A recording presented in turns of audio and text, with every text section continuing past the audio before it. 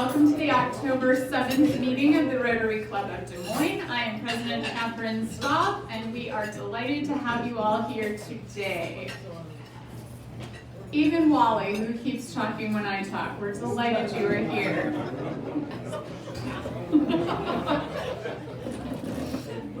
Past President Skeet Wooten will lead us in a moment of inspiration now, followed by the Pledge of Allegiance and four-way test. Thank you, Skeet, for helping. If you too would like to do a moment of inspiration, you can sign up for that.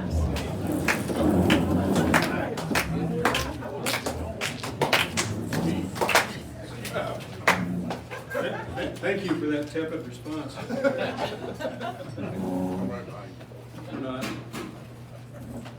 didn't realize you were that much smaller than me. We did. Nope, nothing I can stand on. Okay. In today's toxic political environment, journalism has certainly taken its fair share of the heat.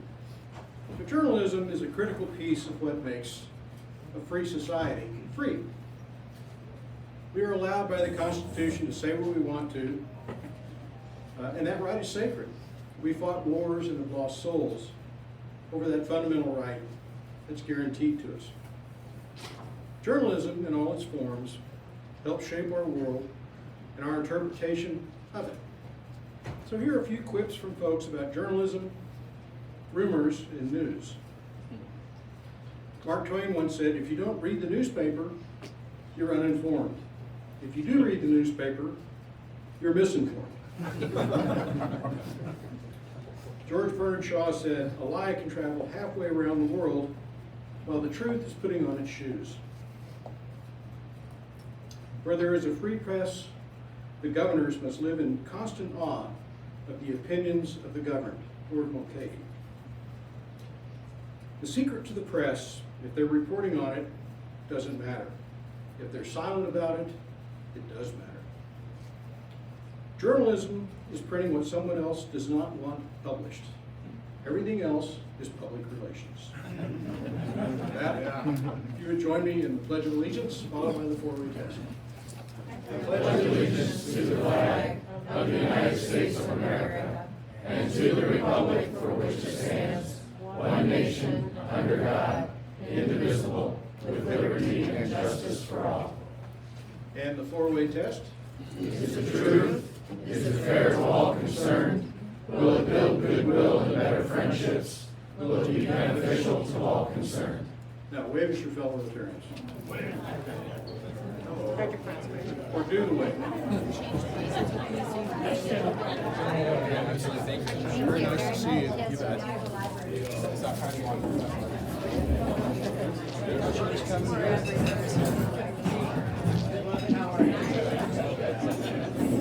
Nice work.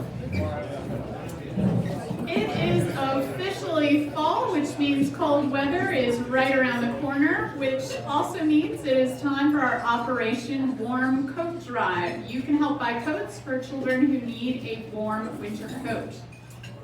Our goal is to raise enough money to buy 350 coats to be distributed to kids through Orchard Place and the Boys to Men Youth Program. There are sign-up sheets on all the tables, so please sign up. One coat just costs only $20, and you can donate to buy as many coats as you would like. We can either bill your account, or you can send in a check or pay via PayPal online to make your donation to cover that.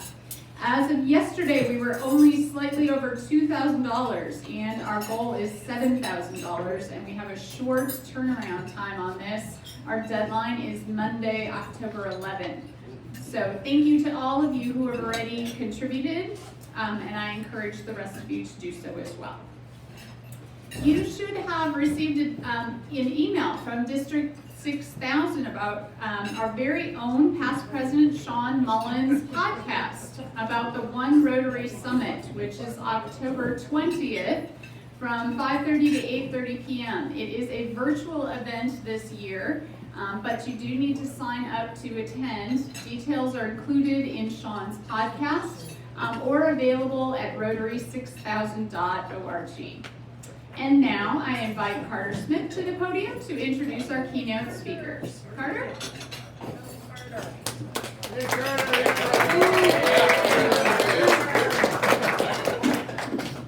Thank you very much. Today I have the pleasure of introducing two influential leaders driving thought leadership, connection, and meaningful change in Central Iowa through their work at the Business Record. The Business Record's presence and impact is undeniable. Whether it's keeping readers informed on local initiatives, helping the community think big through 90 ideas in 90 minutes, or focusing on ever-important topics including workforce, mental health, food insecurity, diversity, equity, and inclusion, and other topics. Their success and impact can largely be contributed to our speakers today. Susanna DeBaca is president and group publisher of Business Publications Corporation, an Iowa-based media company that serves the business and cultural and philanthropic communities here in Iowa. Prior to joining the Business Record, Susanna held executive leadership positions for 25 plus years in healthcare and at numerous prominent global financial services and wealth management firms. A thought leader in leadership, finance, health, and women's issues, she's published articles and has been interviewed at a wide variety of outlets, including the New York Times, Wall Street Journal, USA Today, Washington Post, Time Magazine, among others. Susanna graduated from Iowa State University and holds an MBA from the Harvard Business School. She is active in alumni and community work and serves on numerous corporate foundation and nonprofit boards. Our second speaker, Chris Tennenski, is the publisher and executive director of the Business Record. After a one-year stint as a reporter for the Business Record, he moved to Florida to be an assistant editor for ESPN, managing the website and social media efforts for College Game Day. Chris returned to Des Moines in May 2011 to take on the role as editor for the Business Record and was promoted to publisher in January 2017. He is originally from the Chicago suburbs and graduated from Iowa State University in 2009 with a degree in journalism and mass communications. He currently serves on the advisory board for the Iowa State University Greenlee School of Journalism, Iowa Newspaper Foundation, and the Area Association of Business Publications. In addition, he serves on the publication board for the Iowa State Daily, at which during college he was a sports reporter, sports editor, and finally editor-in-chief during the 2008 and 2009 school year. Please join me in welcoming Susanna and Chris.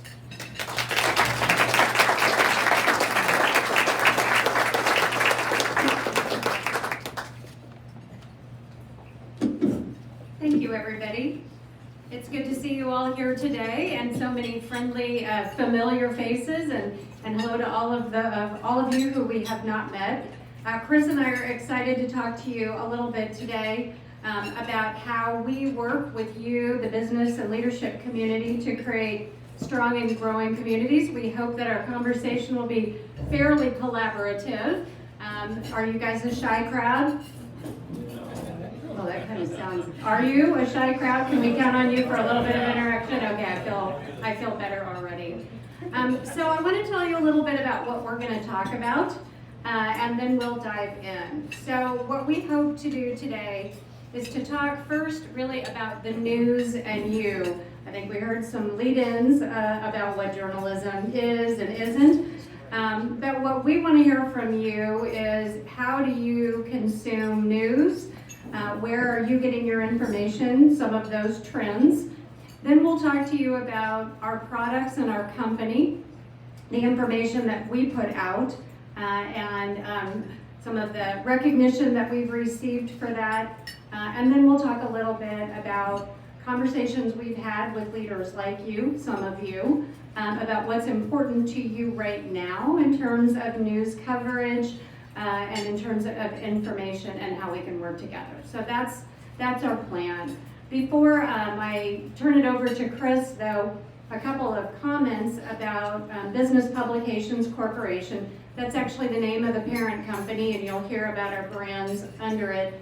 We know one of the questions that you are going to probably ask later is, isn't journalism just completely tanking? You know, isn't media crumbling? And what we hope to leave you with is, larger media may be going through a lot of changes, but we're a niche publishing company with very specific audiences, and even through the pandemic, we have innovated and we have grown, and we frankly are stronger than ever. and we are absolutely honored to be a part of this community. We are strong because of you and your support. So now I'm going to turn it over to Chris to ask you some questions, and please don't be shy. All right, so as a journalist, I'm not used to being on the other end of having questions asked of us, but I do appreciate it. It helps keep me nimble, so when I'm asking you all questions, that I know what it feels like. So I think you heard some of the perceptions that are out there, and so I need a good volunteer. What's a word that describes your perceptions of journalism media? Anybody? Just shout them out. Popcorn here. Biased. Okay. Don't be shy. Under attack. Okay. Thank you. Clickbait. Yes, clickbait. Let's repeat. Yeah, clickbait, sorry. Crucial. What else? Segmented. Segmented. Really good. Manipulated. Manipulated. Fake news, that comes up, of course, as well. I think that's the overarching line that you'll hear when people are talking about things.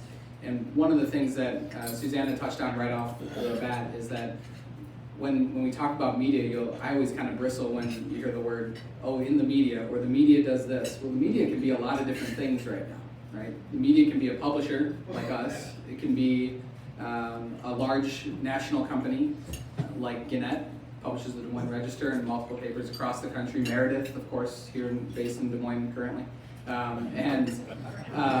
It can also be somebody sitting on their computer that's going on Facebook and publishing something. It can be somebody that decides they're going to start a blog the next day, and they're a publisher now. And so one of the things that I always say is everybody's a publisher now. You are a publisher the moment you go on Facebook and say something.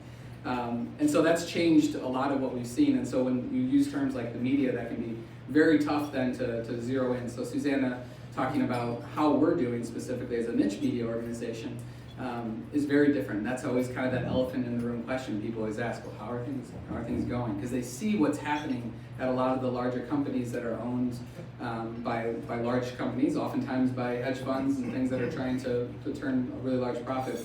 We're locally owned and we're invested here in the community, and our staff is invested in the community.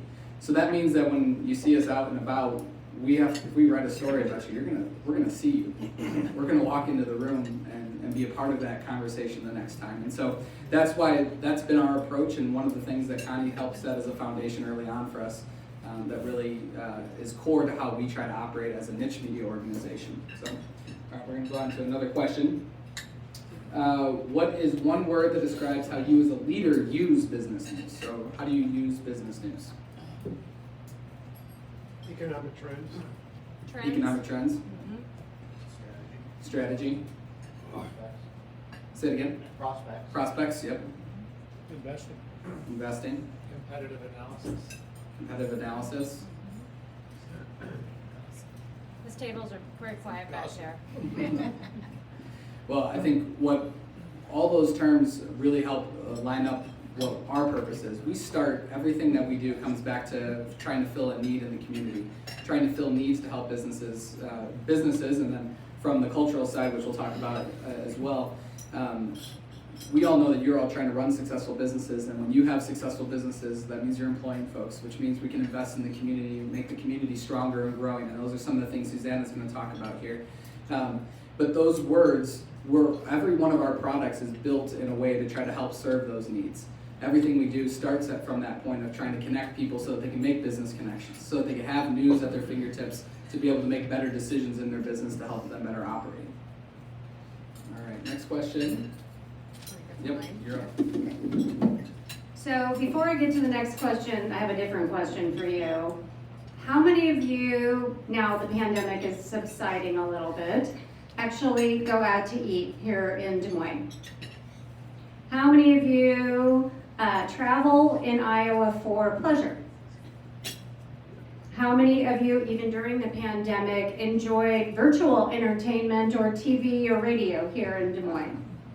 So pretty much everyone. So the question for you is, how do you find out what's going on here in Iowa? If Sue Woody has a library program, you might get an email from her, but how do you know what's happening? So questions for you. Where do you find out where to go, what to do, what to see? Anybody? The internet. Facebook, absolutely. Catch the play. Catch Des Moines. Is Greg here? I don't see him, right?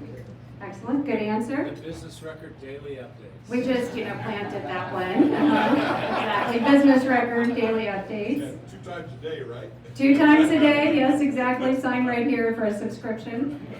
Anybody else? Where else do you get information and news? Television.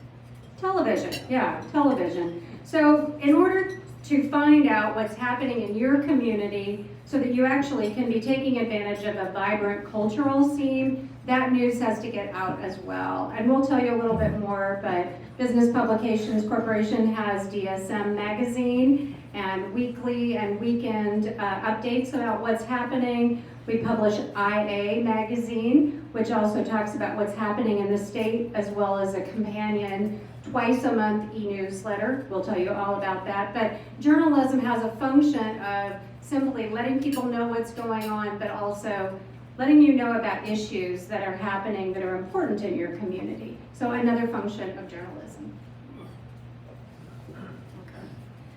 So let's talk a little bit about who is our company.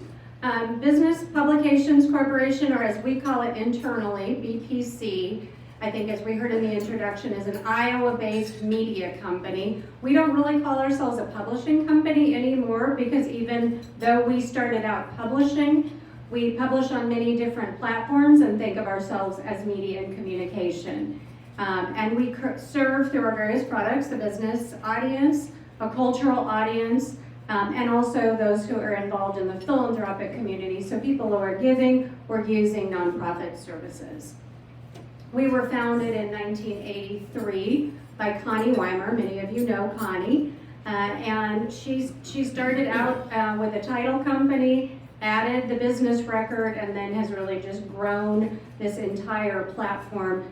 We have steadily grown and steadily evolved, and it's been, I think, exciting to see the progress. So today we reach a variety of different kinds of audiences. As we said, we're a niche publishing company, so we're not trying to be everything to everyone. We don't really ever want to be the Des Moines Register. We have targeted news that we give to people who need and want that targeted news, and we do that in print, we do that in e-newsletters, we do that via web, video, social media. So we're trying to give you the news however you want to see it, and I think of the things you talked about, pretty much everything except for television. We leave that to KCCI and Channel 13 and the rest of those.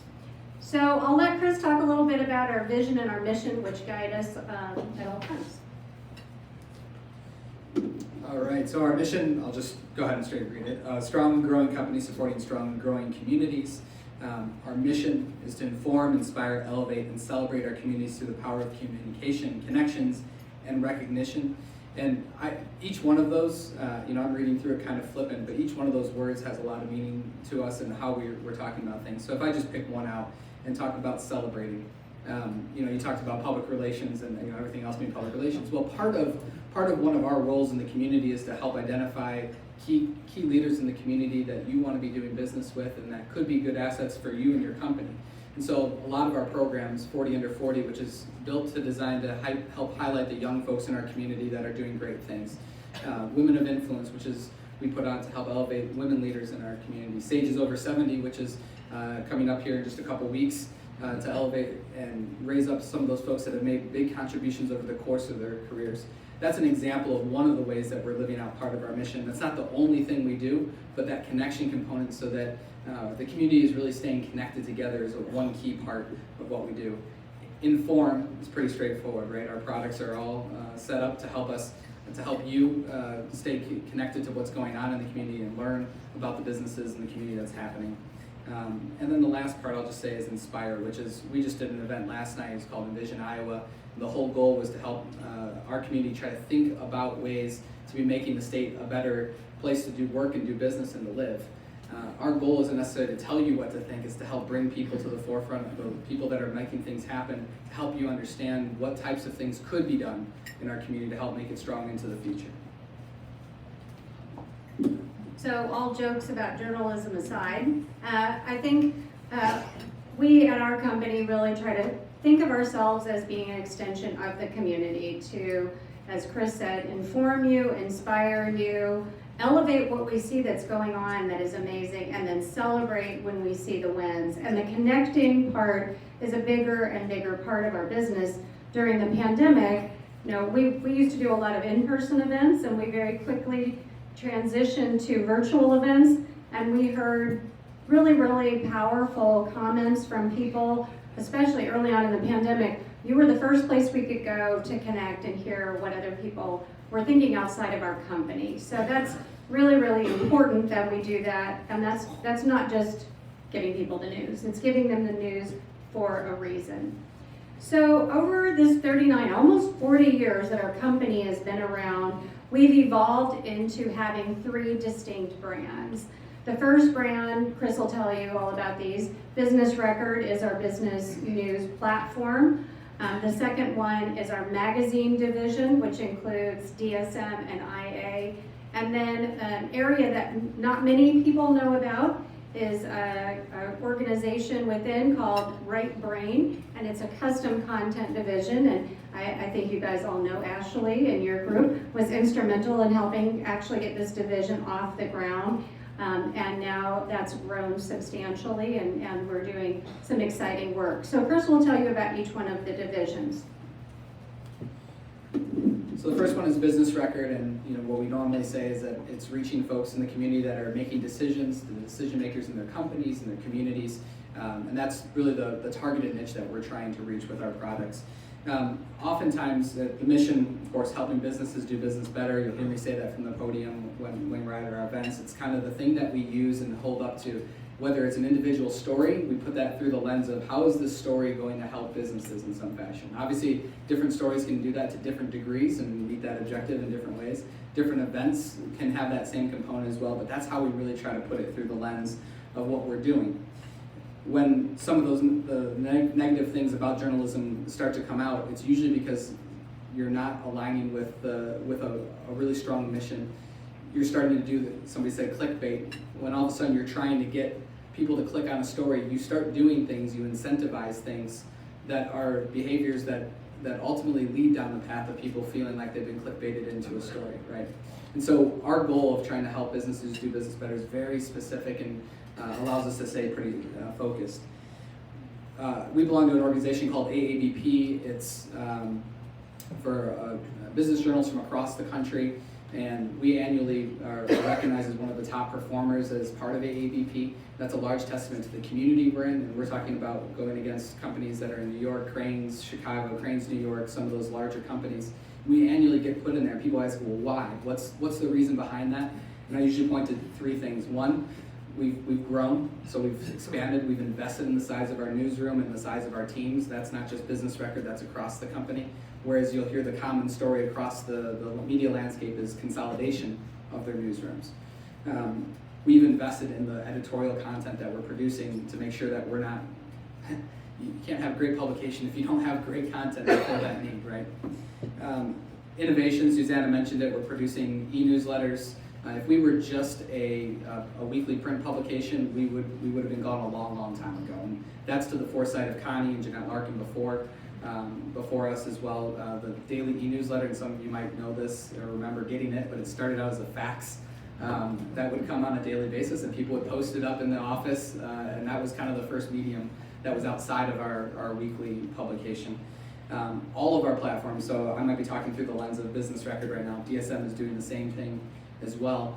And then you mentioned television. We're not a TV station, but over the course of the past year, we've produced, I think it's 27 different television programs, essentially, our live events that we're now producing. And next year, while we'll be going back in person for most of our standard events that we do annually, we're keeping a number of programs in play that will only be virtual because people have found that to be a really good medium for them to consume information. So while not a TV station necessarily, that is a new medium that we're able to move through. And the last one I touched on earlier, which is local ownership. Having that local component, we have people at our company that are invested in making this community better, and that's something that's really core to what we're doing. And again, that goes across all 3 brands. DSM specifically is designed to help serve that cultural community, and we can talk all we want about having a great business community, but you need workers, you need workforce, And one of the biggest things, of course, right now is having a community that is inviting to have workforce be working and living in. Companies, of course, are trying to recruit people. We have unprecedented labor challenges. That means you have to have a great place to live and work, and DSM is really the pillar in our community that's trying to help lift up the cultural institutions here and help people understand and see the beautiful things that we have here. IAA, which is also part of that, goes statewide, and so that's a statewide effort to help elevate the things that are happening across the state. There's some amazing gems across Iowa that, frankly, I'm not from Iowa originally, that I'm still learning about and having opportunities to go explore within the state. That's really a large goal of what IAA is doing there. DSM has also evolved. It used to just be a magazine, the e-newsletter component. Now they have a weekly e-newsletter and now a series of events that they do throughout the course of the year to help bring people together. Again, that gets back to that constant evolution of our business to make sure that we're positioning ourselves long term. Suzanne, do you want to handle it right there? So I mentioned that we had a custom content division. So many of you might be saying, what on earth is that? What is custom content? Over the years, what really basically happened was we were creating magazines, we were creating content.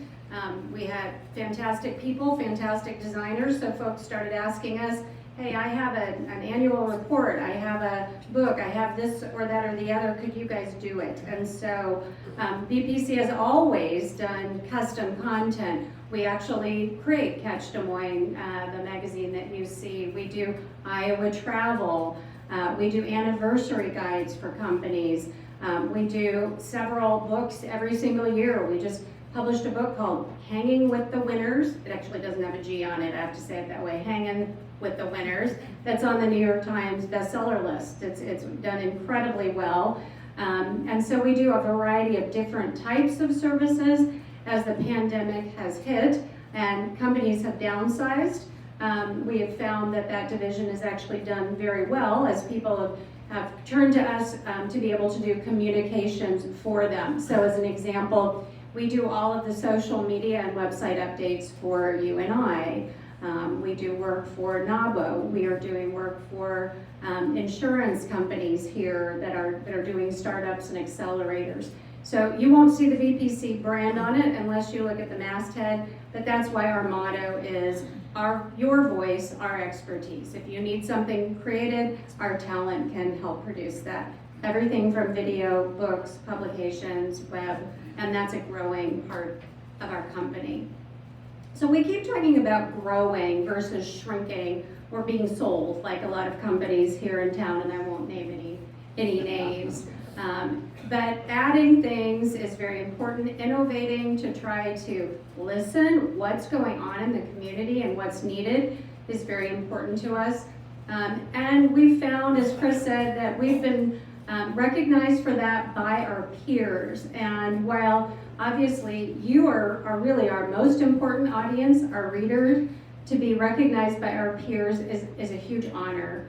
Last year, Editor and Publisher, which is kind of the Bible of publishing, called us top editors doing it right in 2020. There were 10 out of the entire company or out of the entire country. So that was an enormous honor. Chris's publication is recognized regularly by, he called it AABP, the Alliance of Area Business Publishers. And this year, we actually were named Best Magazine in our size class, which is amazing. We got the gold for Fearless, which is our rebranded newsletter for women. And then we also were recognized for Best Photojournalism for a very meaty Black Lives Matter issue that we did last summer. So that was, the kudos goes to Chris and his team. But on the city and regional magazine side, we just joined this organization and immediately received recognition as the best ancillary publication for our inclusion publication, which talks all about diversity, equity, and inclusivity. So nice to be recognized by our peers, but as I said, ultimately the most important information and feedback we get is from all of you. So listening to you, responding to you is how we really stay in business. So Chris, do you want to talk a little bit about what we've heard and maybe we hear more from this group? So we got a group of folks together over the course of a summer a few years back, and we really put together kind of a look at some of the things that we learned from them.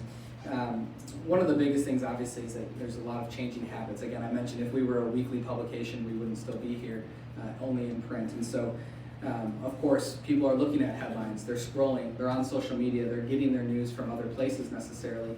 Of course, there's been a migration to digital, so aggregation and e-news and social media.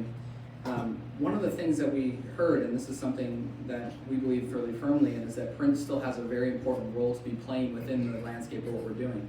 And so we believe very strongly that when something is in the physical form, that's a delivery mechanism. That's something we have that is unique to us, which is we can physically deliver a product into your house or onto your desk. And that's a little bit like a manufacturer, right? And if I have the ability to do that, that means I can put something into you in a different format. Everybody gets a postcard or gets a letter from somebody, and how much different is that than when you get an email from somebody that's a thank you? And so part of what our strategy is that there's still a role for print to play, but it doesn't mean to bury your head in the sand and pretend that digital isn't a key component of that. So TV, streaming, obviously, a lot of folks, they're not necessarily sitting down and watching the news at the same exact time every day, right? And so that's why you've seen the news industry digitally change how they're providing their broadcasts so that you can be watching it whenever you get it. The biggest overarching thing, though, was time. When people ask me, who do you compete with, I say time. People have a million options. You can go on Netflix and just watch away, right? So what we have to make sure is that our products are truly compelling and fill needs in your life so that you're continuing to read us. And that's where we continue to come back to as we're doing it. Susanna, do you want to talk about leader priorities? Sure. So we've done focus groups the whole time that I have been here, and then during the pandemic, we did a lot of virtual leader roundtables where we were asking CEOs, what's on your mind, what are the issues that you're most concerned about, in addition to how do you consume news. And I think probably if I had more room on this slide, we just really cover it with workforce. That is what we hear all the time from leaders. We hear we need workforce, we need talented workforce, we can't find workers, and then the other thing that we hear a lot is about how do we create a workplace that is welcoming and really conducive to our workers being productive and happy. Workplace has become a much bigger, workplace and culture, much bigger even through the pandemic, as everybody's been dealing with hundreds of changes. Clearly, we've been hearing from everyone, DEI has been elevated significantly in the last year and a half, but more than before, we're hearing our leaders in town talk a lot more about social issues. We have a couple of initiatives that came out of this. We heard people from DEI talking about racial equity. We created a Strategies for Racial Equity series. We've infused DEI into our publications even more. We've heard people talking about the mental health crisis. We've been doing a publication called Lifting the Veil for years, and we added multiple virtual events because that's what leaders told us that they wanted. We thought about and heard about hunger and food insecurity happening during the pandemic, so we created an initiative called Iowa Stops Hunger that's been incredibly well received. And then Chris referenced an event we did last night called Envision Iowa. We've been hearing economic development leaders talk about how do we actually tell the story of Iowa. So we listened and we've actually created products or events. And then of course, we hear leaders talking all the time about arts and culture, nonprofits, philanthropy, because they know in order to attract workers, we need a vibrant place to live and work and play, to go to the library, to go to concerts, to do fun things, to go hiking. What we also heard from leaders was that they want news in certain ways. Nobody has time to just sit around and read the newspaper like we might have in the past. Let me ask you, how many of you read a print newspaper every morning?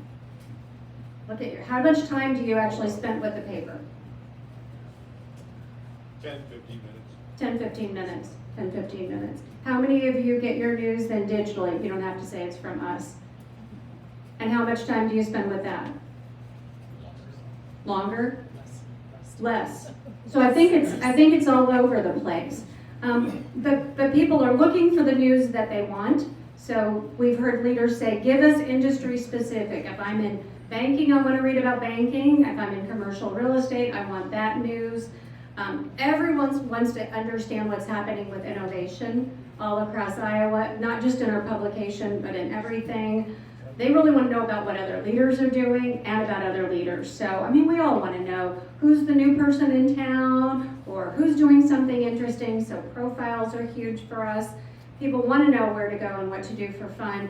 Interestingly, we launched this IA newsletter the day that the stock market crashed right before the pandemic on March 12th. And we're like, kind of not a good day to launch something. But in fact, the opposite was true. Within a month, that was exceeding our expectations. And in the pandemic, it was because people wanted to know where could they go, and they wanted to go outside. So really, really interesting how those specific needs lead people to find that news and information. Of course, people want to know what's happening right here. You can read the New York Times. Many leaders told us they read the New York Times, they read the Washington Post. Do you guys? I do too. But I'm not going to hear about what's happening in Des Moines by reading the New York Times, unless it's a really bad story for the most part, right? It's a bad profile, or maybe about the caucuses, which might be similar, but I'm not going to go down that road, right? So we want to hear the local and the state stories, and that's really what we try to do. So our question is, how do we actually strengthen our community? That's our mission statement. The first thing we do is we publish this information on multiple platforms. As we said, we know you're busy. Some of you spend more time, some of you spend less time. We know in marketing that you have to tell the story 7 times, right, Denise? A minimum. Well, you might need to tell that story 7 times on social media, 7 times in print in order to actually get the information across. We do that through events that you come to. I know a lot of people in the room are at our events. Steve was at one last night, and you know, it's just wonderful to get the community together. We feel it strengthens the community. We do think tanks, we do focus groups, and then of course, as Chris said, we do awards where we recognize folks, and those are always happy, inspiring events that help us to understand the talent and the inspiring people that we have in our community. So that's how we strengthen. So at the end of the day, I think what we want to leave you with is Business Publications Corporation. We've been here almost 40 years. We're strong, we're growing. We have 3 divisions. You can get your business news, you can get your cultural news, and we can do other types of work for you. So thank you, and now we'll just take as many questions as you have. I think we do have time, right? Thank you very much for a great presentation. And what I also want to thank you for is what you do in partnership with the Association of Business and Industry, which makes visible very quietly successful organizations outside of Central Iowa. And I think a lot of people think, well, the business record is just Central Iowa, but with the partnership with ABI, it's expanded statewide, and it's a marvelous partnership. And thank you for doing it. Yeah, thank you, Steve. What Steve's talking about is we do a partnership with ABI where we publish on a monthly basis. It's custom content for the association. They use it to help communicate with their members, and the business record ultimately is going to their members when that content is published. But we've strengthened that relationship. That was the initial way that we started it. We now have last week's, sometimes I get lost on which issue is published in my brain, right? But last week's issue was our Made in Iowa issue, where we focused specifically on the manufacturing industry. ABI helped support that. We have an event that's specific to manufacturing that was virtual, specifically to be able to bring in folks from across the state. So again, although we focus here initially, that's been one of the key areas that we've been able to expand into the state. Manufacturing is such a large part of our economy, and it's really, really ripe for innovation and a lot of growth right now. That's what they're talking about, Debbie Durham's and the Advanced Manufacturing 4.0 plan. There's a lot of opportunity within that space right now, and a lot of manufacturers that are looking to grow. So that's why we're helping try to focus on that industry. More questions? Yeah, Denise. I always enjoy coming to the Newsroom event where you have business leaders and then a panel on a particular issue. Do you still have that? I haven't seen anything about it for a while. Yeah, so we transitioned that to virtual during the course of the pandemic. And so the question, I should repeat the question. I've got 9 neon signs in front of me. Repeat the question. So the question was about a series that we called Newsroom 515. It was something brand new that we had been doing where it was a small crowd, I think studio audience, 30 to 40 people in the audience, and a panel discussion. The Newsroom would report off of that. We would record it. And it was a good way for us to have really quick conversations. The last one we did was the day before the world shut down on March 13th, I think it was. And so we have not brought that back yet, but because we had done that, we were in better position to then transition everything into virtual when we started to try to figure out how to do that. So that was an example of a pilot program we started doing, going, how do we get people in our space to be interacting and asking questions to help shape the types of reporting that we're talking about. And then we transition that into the virtual sense. My feeling is that what we will eventually see, next year we're planning our virtual events to be virtual. My feeling is that what we'll try to figure out how to do is incorporate a live studio audience into that at some point in the future. So we won't be trying to navigate that venue-wise for next year, but it's something that we know could be really fun to help. Maybe we host an event at somebody's company where we're in the lobby at principal building, right? More questions? Yeah, in the back lots. Thank you. Community journalism matters a lot, and there's a bit of a vacuum in the city now. We acknowledge that. You're stepping up. You profile, you promote, and you help propel them all. Okay? And there's a huge focus on DEI, and that isn't going to go away. But the biggest issue that you hear from your business readers, advertisers, is workforce. So twice you mentioned Sue in the library. I'm thinking, I'm just offering this. I don't know if it's a good idea at all. You've got the confidence and the standing and the technology and the interest to perhaps work with the library and work with the schools. Our future workforce is out there right now, but too many of them think they've got to go someplace else that's cooler, bigger, sadder. They're starting to come back, and others are coming in here because we're a haven. So figure out how you can best use your technology so it isn't just us you're preaching to about what's going on in the skate park, but the middle school kids, the high school kids are getting it, and on Facebook doing everything else. That's what I thought. I'm going to let Susanna speak to that, I think. And because Susanna's done a lot of work with the education companies, and I think I'm going to go back to Made in Iowa for a second.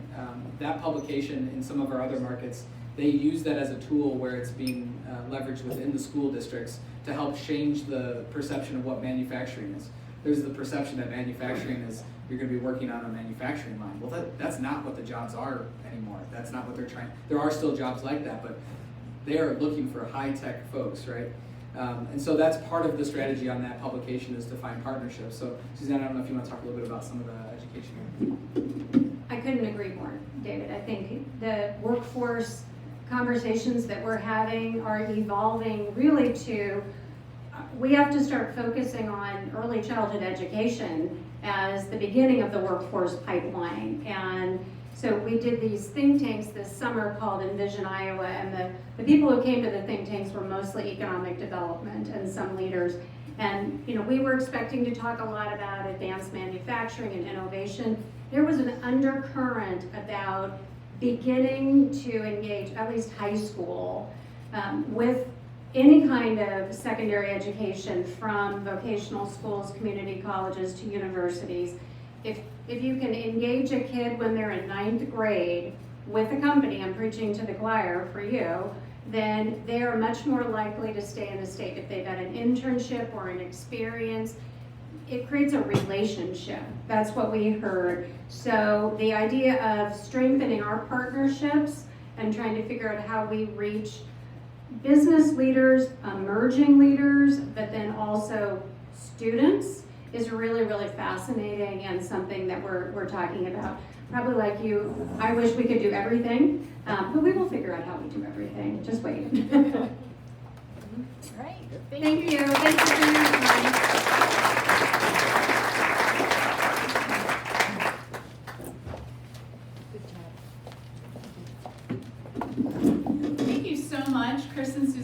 was fascinating, informative, loved the audience participation.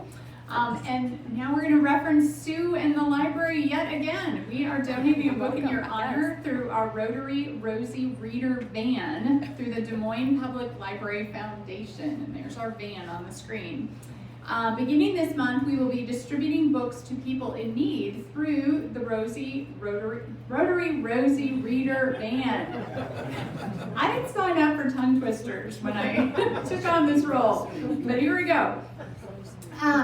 Our upcoming meetings at the Embassy Club. Next week, we have a program on the USS Iowa, and then we have 2 surprises coming up. We have an amazing program committee who is working really hard to confirm 2 outstanding speakers for the 21st and 28th. So do not cross those off your calendar. Be right here for those. Thank you so much for being with us today and for being part of the Rotary Club of Des Moines. And with that, we are adjourned.